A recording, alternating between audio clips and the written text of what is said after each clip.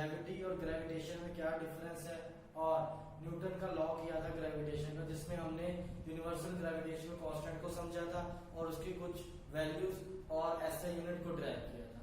तो आज हम जो करने जा रहे हैं उसका अगला पार्ट है, और इसमें हम करेंगे कि प्लैनेट्स जो कि सन का चक्कर लगाते हैं, that revolve around the sun, तो वो उनका मोशन कैसा होता है, और अगर होता है तो उनमें क्या ऐसी खास चीजें हैं जिनको स्टडी करना बहुत ही जरूरी बन गया। तो उसको स्टडी करने के लिए केपलर साइंटिस्ट था जो उसने 3 लॉज दिए थे, उन 3 लॉज को आज पढ़ेंगे। और एक नॉलेज के लिए बता दूं कि साइंटिस्ट नासा में या इसरो में कहीं भी एक केपलर नाम का टेलीस्कोप है, उसको यूज करते हैं ताकि प्लैनेट्स की मोशन को स्टडी कर सके। तो वो वाला टेलीस्कोप इसी साइंटिस्ट के नाम पे बनाया गया था और इसकी याद में उसे आज भी यूज किया जाता है स्पेस साइंटिस्ट में। तो चलिए शुरू करते हैं आज का खास टॉपिक, जो एक बहुत ही महान साइंटिस्ट के नाम से शुरू होता है, Kepler's 3 laws of planetary motion. तो बच्चों इसका फर्स्ट लॉ जो कहता है, इसका फर्स्ट लॉ कहता है कि कोई भी प्लैनेट है वो सन का चक्कर लगाएगा, लेकिन वो सर्कुलर ऑर्बिट में नहीं लगाएगा, वो एलिप्टिकल ऑर्बिट में लगाएगा। देखिए अब सर्कुलर और एलिप्टिकल में क्या डिफरेंस होता है। सर्कुलर होता है जैसे कि एक बैंगल होती है, कांच की चूड़ी होती है, वो सर्कुलर होती है, लेकिन जो अंडा होता है, जो एग होता है, उसकी शेप सर्कुलर नहीं होती, थोड़ी सी चिपटी हुई होती है, मतलब दबा हुआ होता है। आप कह सकते हैं कि अगर कोई सर्कल लोगे तो उसको ऐसे दबा दोगे तो जो उसकी शेप निकलेगी, यहां से दब जाएगा, यहां से बाहर आ जाएगा, तो उसे बोलते हैं एलिप्स। तो केपलर ने ये कंफ्यूजन दूर की थी सबकी कि जो साइंटिस्ट या जो भी इंसान ये मानते हैं कि जो चक्कर लगता है सूरज का, जो प्लैनेट्स लगाते हैं वो सर्कुलर है, ये बात बिल्कुल गलत है।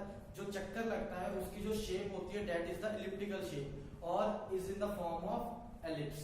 उसको स्टडी करेंगे, लेकिन उसको स्टडी करने से पहले कुछ खास बातों का ध्यान दीजिए कि एलिप्स में, मान लीजिए ये एलिप्स है, तो एलिप्स और सर्कल में क्या डिफरेंस होता है। फिर से मैं बता रहा हूं कि सर्कल में एक सेंटर होता है, सर्कल में एक सेंटर होता है और कोई भी चीज उस सेंटर के राउंड मूव करती है, लेकिन एलिप्स में बच्चों 2 सेंटर होते हैं।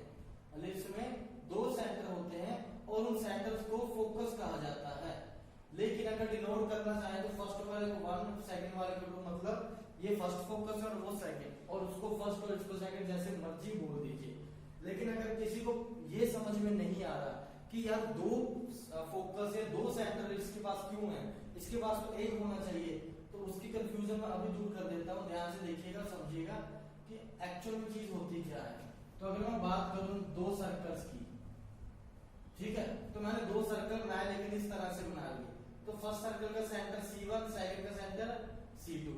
अगर मैं दोनों सर्कल को आपस में मिलाना चाहूं, एक दूसरे के नजदीक लेके आ रहा हूं, तो कहीं ना कहीं जाके दूसरे से मिल जाएगा, मतलब ये वाला पोर्शन इससे मिल जाएगा और ये वाला इससे टच करना शुरू कर देगा। तो जब ये टच करेगा तो जो टच वाला पार्ट है उसको वैसे भी रहने दीजिए और जो खत्म हो गया उसको वैसे का वैसे रहने दीजिए। तो अगर एक अच्छी सी डायग्राम बनाए तो कुछ ऐसी डायग्राम बनेगी। तो इस डायग्राम से आपको क्लियर हो जाएगा कि जो एलिप्स है वो एक्चुअल में 2 सर्कल से ही बना होता है। अगर आप समझना चाहें तो उसके पास 2 सेंटर हैं, लेकिन अगर फिगर अलग है तो नाम भी अलग होना चाहिए। तो सर्कल के लिए सेंटर बना था, अब ये सेंटर तो हो नहीं सकता क्योंकि किसी भी चीज के पास एक ही सेंटर होता है, उसका सेंटर ये होगा, मतलब बीच वाला हिस्सा। तो हिस्सा तो एक ही है सेंटर, तो बाकी पार्ट्स को क्या नाम दे दिया, फोकस, और उनका नाम रख दिया 1 और 2। तो इसलिए जो इसका लॉ कहता था वो कहता था कि अगर इन दोनों फोकस में से सेंटर में मिटा देता हूं, मान लीजिए सन यहाँ पे पड़ा है तब भी प्लैनेट उसका चक्कर लगाएगा, और अगर सन यहाँ पे है तब भी प्लैनेट चक्कर लगाएगा। मतलब आपको समझना होगा कि केपलर ने सिर्फ इतना कहा था कि जो सन है वो एलिप्स के किसी एक फोकस पे पड़ा होगा, किसी भी एक फोकस पे, या तो इस वाले पे या इस वाले पे, और जो प्लैनेट होगा वो बस सन का चक्कर लगाएगा एलिप्टिकल पाथ में। तो ये वाली चीज मैंने डायग्राम से यहाँ समझा दी है कि आप तो इसका चक्कर लगा रहे हो, सन एक फोकस पे पड़ा है, यही सन यहाँ पे भी हो सकता है, तब भी मोशन यही रहता है। और अगर ये ऑर्बिट्स की बात कर रहा है कि सर्कुलर ऑर्बिट नहीं है, एलिप्टिकल है, तो इस लॉ को लॉ ऑफ ऑर्बिट्स भी बोला जाता है। तो आप इसका फर्स्ट लॉ लिखिए, लॉ ऑफ ऑर्बिट्स लिखिए, आपका सही है। और जो मैंने अभी बताया उसको मैंने एज ए इंग्लिश में यहाँ पे लिख दिया, आप नोट कर सकते हैं बाद में। सेकंड लॉ कहते हैं लॉ ऑफ एरियाज। अब ये क्या कहता है, अब आपने एलिप्स तो कर लिया, लेकिन अगर हम बात करें तो मैं यहीं से इसी डायग्राम को दोबारा यूज कर रहा हूं ताकि अच्छे से समझ आ सके। मान लीजिए ये सन पड़ा है हमारा यहाँ पे, तो अगर प्लेनेट ए पॉइंट से बी पॉइंट तक जा रहा है, अर्थ मान लीजिए अर्थ है ए पॉइंट से बी पॉइंट तक जा रही है, तो सन के सेंटर से एक लाइन और उसके बी तक एक लाइन, जो भी एरिया बनेगा इस फिगर का, जिसको मैंने लाइन से ड्रॉ कर दिया है, शेड कर दिया है, तो ये एरिया किसके इक्वल होगा, तो अगर उसी पॉइंट दूसरे साइड पे प्लैनेट जाके उतनी स्पीड से मूव करेगा, मतलब जितने टाइम से पॉइंट यहाँ पे यहाँ गया, जितने टाइम में प्लैनेट यहाँ से यहाँ गया, अगर उतने टाइम में ही प्लैनेट यहाँ से यहाँ जाएगा सन के नजदीक जाने पे, तो जो एरिया मिलेगा, इसको मैं A2 लिखूंगा, इसको A1, तो A1 किसके इक्वल होगा, A2 के। इसको थोड़ा फिर से समझते हैं। कहता था line joining the sun and earth, कि वो लाइन जो सन को और अर्थ को ज्वाइन कर रही है या प्लैनेट को, वो इक्वल एरिया कवर करेगी इक्वल टाइम में, कि अगर प्लैनेट यहाँ से यहाँ जाने में जितना टाइम लेगा और सन के पास जाने में भी जितना टाइम लेगा यहाँ से यहाँ जाने में, तो वो देखने में एरियाज अलग अलग लगेंगे। कि एक तो देखिए ये लंबा ज्यादा है, छोटा कम है, और ये बड़ा ज्यादा है और छोटा भी ज्यादा है, तो देखिए इसमें क्या फर्क है कि इसकी फिगर में जो एरिया होगा वो इसके इक्वल होगा अगर मैथमेटिकली प्रूव करें तो A1 must be equal to A2, और ये कॉन्सेप्ट आपका बहुत इंपॉर्टेंट है। लास्ट करते हैं लॉ ऑफ पीरियड, जिसमें ट्रिक बताने वाला हूं, वीडियो को मिस मत कीजिएगा कि लॉ ऑफ पीरियड्स क्या होता है। तो लॉ ऑफ पीरियड समझने के लिए आपको मैं एलिप्स की एक खास बात और बताने जा रहा हूं, ध्यान से समझिएगा। ये जो एलिप्स है हमारे पास, तो इसका है तो सेंटर हमारे पास पता है, सेंटर तो होगा किसी भी चीज का, तो सेंटर से मैंने एक लाइन खींच दी जिसको मैंने ए बी नाम दे दिया। तो अगर मैं सेंटर से ऐसी लाइन खींचूं जो कि लॉन्ग है, लंबी है, एलिप्स के हाइट या डायमेंशंस के अकॉर्डिंग सबसे लंबी लाइन है, तो उस लंबी लाइन को क्या बोलेंगे, मेजर एक्सिस, जो कि मैंने ए बी यहाँ पे बनाया मेजर एक्सिस। लेकिन सबसे छोटी लाइन जो होगी, जो भी सेंटर से पास करेगी, that is equal to C D.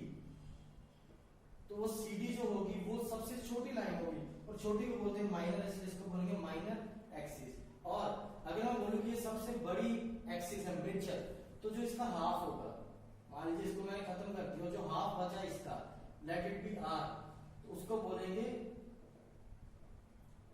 Semi major axis. तो उसको मैंने यहाँ पे लिख दिया R is semi major axis. और जो प्लैनेट होगा वो चक्कर लगाना शुरू करेगा, जब वो वापस उसी पॉइंट पे आ जाएगा तो कुछ टाइम लेगा, उस टाइम को हम मानेंगे T। T is the time taken by planet to complete one revolution around the sun. तो इन सब पैरामीटर से बस आपको ट्रिक बताने जा रहा हूँ, वेट कीजिए एक मिनट, कि जो भी T स्क्वायर होगा, मतलब टाइम जितना लेगा उसका स्क्वायर कीजिए, और जो सेमी मेजर एक्सिस का डिस्टेंस होगा उसका क्यूब कीजिए। तो ये रिलेशन कैप्टर ने दिया था। अब D क्या है, R क्या है, आपको यहाँ से समझ में आएगा कि लिखेंगे कैसे। तो कैप्टर ने कहा था the square of time taken by the planet to revolve around the sun. देखिए टाइम का स्क्वायर करेंगे, जो भी टाइम लेगा वो चक्कर लगाने में, वो प्रोपोर्शनल होगा cube of the semi major axis. की सेमी मेजर एक्सिस का क्या कीजिए, क्यूब कर दीजिए, तो वो इसके इक्वल आ जाएगा। चलिए कंसेप्ट तो देख लिया, अब ट्रिक देख लेते हैं कि इस फॉर्मूले में बच्चे गलती क्या करते हैं। बच्चे क्या करते हैं, T cube proportional to R square भी लिख देते हैं एग्जाम में, जो कि गलत हो जाता है। देखिए कैसे, तो कैसे याद रखेंगे, T for 2 होता है, T for 2 तो T की पावर 2, और 2 के बाद क्या आता है 3, तो इसलिए 2 के बाद क्या आ गया 3। तो इसको आप ऐसे याद रख सकते हैं कि T की पावर 2 क्यों है, क्योंकि T for 2 होता है, उसके बाद 3 आएगा। चलिए अगर वीडियो अच्छा लगा तो प्लीज कमेंट कीजिए और नेक्स्ट वीडियो का वेट कीजिए, उसमें आपको बहुत ही अच्छे अच्छे कंसेप्ट और बताएंगे, और उसमें एक्सेलरेशन ड्यू टू ग्रेविटी के बारे में कुछ नए नए तरीके और कॉन्सेप्ट सीखेंगे। Thank you so much.